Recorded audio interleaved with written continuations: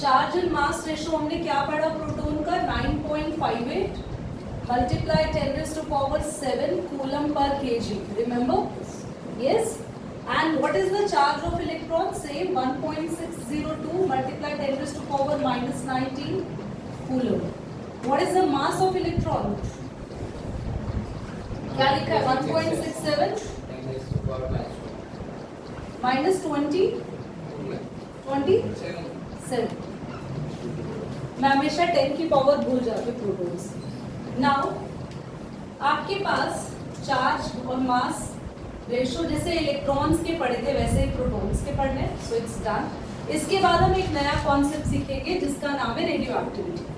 ये radio activity क्या है, क्यों आया, ध्यान से समझना. एक साइंटिस्ट था, मैंने कॉपी में अभी लिखवाया भी है, हेनरी बेक्वेरेल नाम का. सो हेनरी बेक्वेरेल ने क्या किया था? हेनरी बेक्वेरेल ने यूरेनियम सॉल्ट लिया. वो कुछ एक्सपेरिमेंट कर रहा था तो सॉल्ट को उसने सोचा कहाँ रखूं. So he just like wrap in a black paper, एक फोटोग्राफिक प्लेट में रैप किया. आर्यन पहले सुन लो प्लीज. और रैप करके ड्रॉअर में रख दिया उसने. फोटोग्राफिक प्लेट एक ऐसी प्लेट है जब तक उस पर कोई लाइट फॉल नहीं होती तब तक वहां पे कोई शैडो या कुछ भी कास्ट नहीं होता, मतलब वो ऐसी कैसी रहती है. He was very shocked enough. जब ड्रॉअर खोला कुछ दिनों के बाद तो वो फोटोग्राफिक प्लेट पूरी ब्लैक हो चुकी थी. और ये सिर्फ तब होता है जब उस पर सनलाइट फॉल हो या कोई रेज उस पर फॉल हो. शॉक. देन ही रियलाइज्ड कि चलो एक काम करते हैं, रेडियो एक्टिविटी. नाम तो उसको नहीं पता था. एक एक्सपेरिमेंट उसने किया. उसने क्या किया? नंदिनी बोर्ड पे देखो बच्चा. एक लेड का ऐसे ब्लॉक बनाया. यहां पर उसने सोर्स रखा रेडियो एक्टिव यूरेनियम. कौन कौन से एलिमेंट होते हैं? यूरेनियम, रेडियम, पोलोनियम, थोरियम और भी बहुत है, बट फिलहाल मैं कॉमन नेम मैंने आपको लिखवा दिए. रेडियो एक्टिव का मीनिंग क्या होता है कि ये एलिमेंट अपने से कुछ रेज हमेशा रिलीज करते रहते हैं. They always release certain kind of rays from them. उनसे रिलीज होती रहती है. They are not a natural element. Suppose this board is made up of plastic and contains certain kind of element, for example carbon. So what do you really think that this is going to release some kind of rays through it? नहीं. पर आपने radium से बनी हुई मूर्तियां या घड़ी देखी, रिस्ट वॉच देखी जिसमें रात में भी टाइम दिख जाता है आपको, अंधेरे में भी नहीं. आपने कोई मूर्तियां भी नहीं देखी जिनमें रेडियम ग्लो होता है. लाइट बंद कर दो, कमरा बंद कर दो, अंधेरा कर दो तो वो मूर्ति ग्लो करती है. नहीं. I will tell you story behind that. मैं पहले बता दूं. सच था. तुम में से कितने बच्चों ने रिस्ट वॉच तो देखी होगी, वो रेडियम वाली? नहीं देखी. यूरेनियम सुना है? न्यूक्लियर पावर प्लांट कभी पढ़ा है? कब पढ़ा था? तुम लोगों ने एसएसटी वगैरह में पढ़ा? पहले 10th में था, डिलीट हो गया. तो आई डोंट नो तुमने क्या पढ़ा. चलिए इधर देखो. यहाँ पे ये लेड ब्लॉक है ताकि और कहीं रेज ना जाए. ये आपका सोर्स है जिसमें से रेज निकलेगी बाहर और रेज निकलना स्टार्ट हुई. यहाँ पर हमने इलेक्ट्रिक फील्ड लगा दी. ये पॉजिटिव, ये नेगेटिव इलेक्ट्रिक फील्ड लगा दी. और इधर हमने लगाई है ये फाइनल फोटोग्राफिक प्लेट जिसमें हम ऑब्जर्व करेंगे कि कहां कहां पे सारी रेज आ रही है. तो रेज आई और रेज ने हुआ क्या? रेज 3 पार्ट्स में अपने आप को उन्होंने कन्वर्ट कर लिया. क्यों? क्योंकि रेज एक्चुअली ये डिवाइड क्यों हो गई? क्योंकि यहाँ दिख तो रहा था कि एक ही रे है, बड़ी एक नहीं थी. There are enormous of rays, number of radioactive rays निकलती है किसी भी एक रेडियो एक्टिव एलिमेंट्स में से. और जो रेज पॉजिटिव की तरफ गई और नेगेटिव की तरफ गई उनका स्पेशल नाम दिया गया. ये जो नेगेटिव की तरफ अट्रैक्ट हुई इनका नेचर पॉजिटिव था और ये हुई अल्फा रेज. जो पॉजिटिव की तरफ गई उनका नेचर कैसा होगा? वो बीटा. और ये बेचारी जो कहीं नहीं गई ये न्यूट्रल, और इनका नाम था गामा। अब इससे डिस्कवर हुआ आगे जाके कि पॉजिटिव रेज में आपने ढूंढ लिए प्रोटॉन, नेगेटिव रेज में आपने ढूंढ लिए इलेक्ट्रॉन, तो जरूर कुछ ना कुछ न्यूट्रल रेज में भी होगा, और इससे डिस्कवरी होती है कुछ टाइम बाद जाके न्यूट्रॉन्स। इसको बना लेते। इसके बाद हम दो मॉडल ऑफ एटम पढ़ेंगे, थॉमसन और रदरफोर्ड। थॉमसन और रदरफोर्ड हमें क्यों पढ़ना है पहले समझो। मतलब जी आप न्यूट्रॉन क्यों नहीं पढ़ा रहे हो, पहले आपने इलेक्ट्रॉन पढ़ाया, प्रोटॉन पढ़ाया, न्यूट्रॉन क्यों नहीं पढ़ा रहे हो? क्योंकि थॉमसन मॉडल ऑफ एटम और रदरफोर्ड मॉडल ऑफ एटम तक न्यूट्रॉन की कोई डिस्कवरी नहीं हुई, इसलिए पहले इनको पढ़ेंगे। थॉमसन ने क्या बोला था? थॉमसन ने बोला था कि हमारा एटम एक वाटरमेलन की जैसा है, याद है? वाटरमेलन या फिर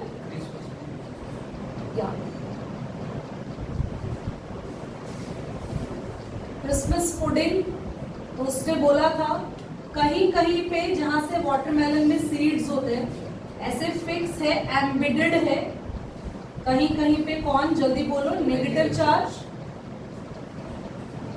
और जो पूरा आप रेड पार्ट खाते हो इस तरीके से पूरे में फैला होता है।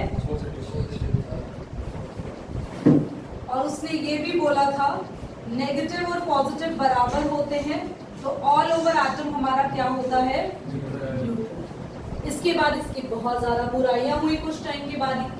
क्यों?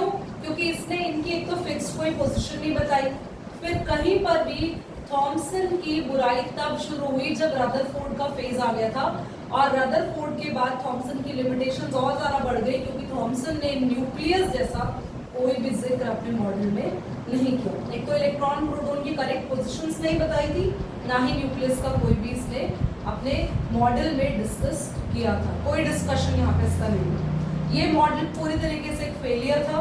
इसके बाद आएगा हमारा रदरफोर्ड मॉडल। हेडिंग डालेंगे रदरफोर्ड, और ये आप फिगर अपनी नॉलेज के लिए जस्ट बना। हुआ क्या था, रदरफोर्ड ने क्या किया? रदरफोर्ड ने एक ऐसा सोर्स लिया जो अल्फा पार्टिकल प्रोड्यूस करे, वो था हीलियम प्लस 2 आयन। फिर से इसने इसको लेड शीट में प्रोटेक्शन देने के लिए रख दिया। अच्छा नहीं लग रहा है ऐसा ना, इसको बेचारे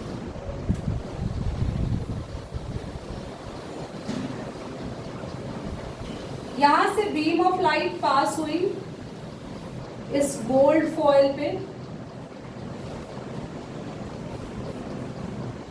और ये जो गोल्ड फॉयल है वो 100 nanometre. Why I just mention nanometre, I think आपकी एनसीईआरटी में इसकी थिकनेस यही दे रखी है, so you should learn that. और यहाँ एक स्क्रीन लगा दी गई थी,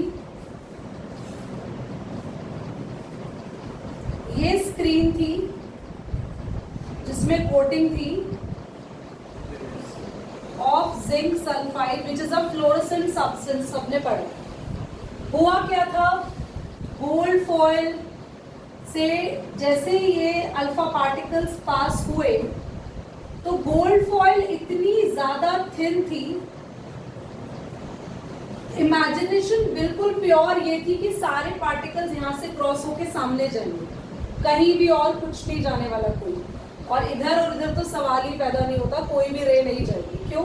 क्योंकि हमने कहीं भी कोई इलेक्ट्रिक फील्ड नहीं लगा रखी ऊपर नीचे, अल्फा पार्टिकल डिस्ट्रैक्ट हो हमने कोई इलेक्ट्रिक फील्ड नहीं लगा रखी, पहला।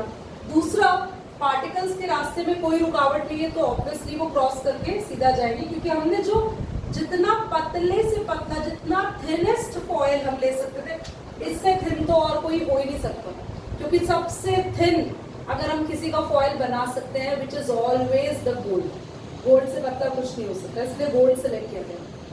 हुआ तो कुछ और ही भाई, कुछ पार्टिकल्स तो सीधे चले गए, कुछ यहां से उनको ऐसा टकराव मिला, उन्हें डिफ्लेक्शन मिली, वो यहां आ गए। मैक्सिमम तो सीधे ही चले गए थे, और कुछ यहां आ गए। भाई उनको पता नहीं क्या ऐसा लगा कि जैसे ही वो इसको क्रॉस करने लगे तो उनको लगा कि कोई ऐसी हैवी चीज थी गोल्ड फॉइल के अंदर जिसने अल्फा पार्टिकल को धक्का दिया, पुश किया, और अल्फा पार्टिकल्स अपने रास्तों से सीधे ना जाके इधर उधर फैल गए, और even though you won't believe कुछ अल्फा पार्टिकल्स तो वापस भी आ गए। इस तरीके से ये एक्सपेरिमेंट हुआ। नाउ रदरफोर्ड ने क्या ऑब्जर्व किया? रदरफोर्ड ने क्या ऑब्जर्व किया? 99% अल्फा पार्टिकल्स सीधे चले गए थे क्रॉस करके, 99%। वेरी फ्यू, बहुत ही कम अल्फा पार्टिकल्स वो थे जिन्होंने अपनी डायरेक्शन चेंज की थी, जिसको हम बोलेंगे इंग्लिश में डिफ्लेक्ट हुए थे। एंड अ फ्यू, मतलब बहुत ही कम, सबसे कम अल्फा पार्टिकल्स वो थे जो कि अपने रास्ते से बाउंस बैक होके वापस आ गए थे। तो इससे क्या पता चला? इससे ये पता चला, ध्यान से देखना, उससे क्या ऑब्जर्व किया कि गोल्ड फॉइल, मान लो ये गोल्ड फॉइल रही आपकी,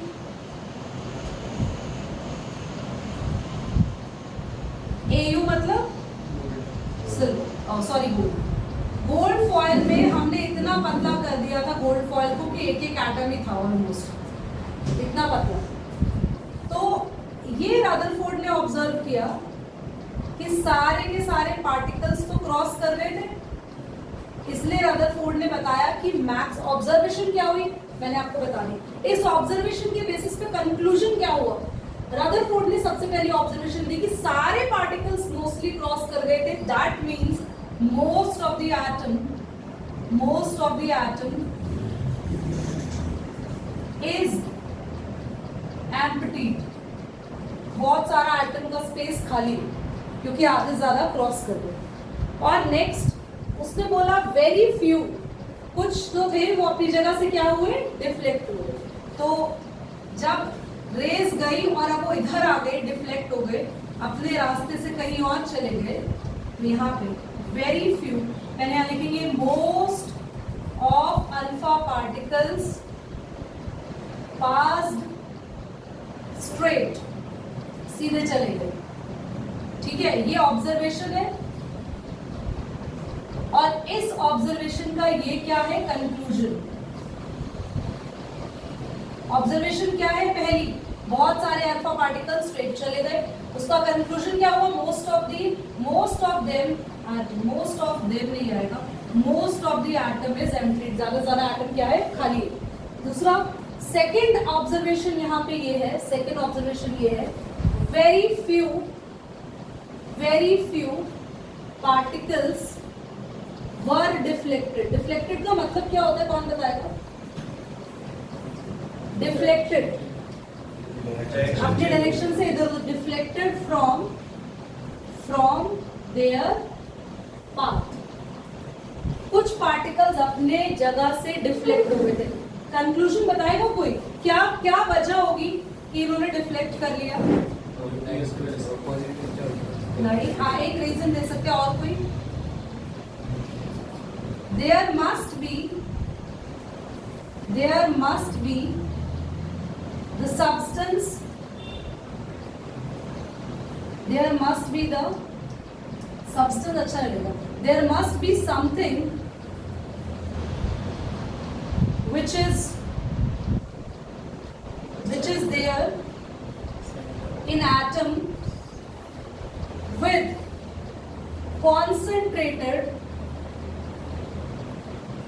positive charge। ये concentrated का मतलब क्या है कि उसका पॉजिटिव चार्ज एक ही जगह इकट्ठा है, पूरे एटम में फैला नहीं है। फैला होता तो सारे के सारे इधर उधर भागते, बस सारे के सारे अल्फा पार्टिकल सीधे चले गए, सारे पार्टिकल मोस्टली सीधे चले गए। इसका मतलब है सारे के सारे अल्फा पार्टिकल्स को रुकावट नहीं मिली, कुछ को ही मिली है।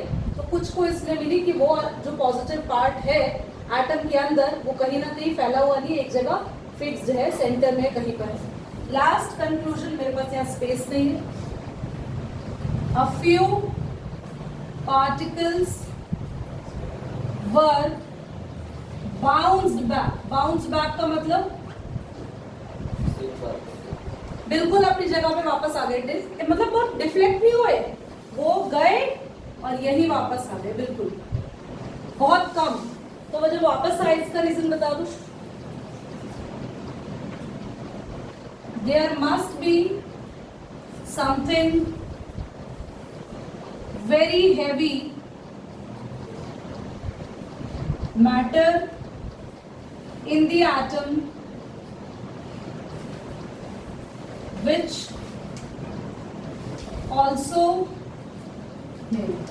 which is even positive in nature. यहां से ये पता चला, पहली चीज हमें क्या पता चली कि एटम मोस्टली खाली है, सारे पार्टिकल्स क्रॉस कर गए। दूसरी चीज हमें क्या पता चली कि जो एटम है उसके अंदर जो भी चीज है वो कुछ ना कुछ पॉजिटिव की है, जो इन सब हरकतों को कर रही है और वो एक साथ इकट्ठी है। तीसरी चीज हमें पता चली कि जहां पर भी पॉजिटिव चार्ज है वो चीज कोई हल्की फुल्की नहीं है, बहुत हैवी है, क्योंकि उसी की वजह से पार्टिकल में इतनी हिम्मत हुई कि वो बिल्कुल टकरा के अपनी जगह वापस आ रहे। तीन चीजें पता चली, एटम के अंदर क्या है, आधा जरा स्पेस, दूसरा पॉजिटिव चार्ज है और वो कैसा है, कॉन्सेंट्रेटेड, एक जगह इकट्ठा है, तीसरा there must be something heavy in the atom, और बाद में पता चला कि वो और कुछ नहीं है, this is the discovery of nucleus. चलो ये पूरा आपको बनाने की जरूरत नहीं है, I will share it in the group.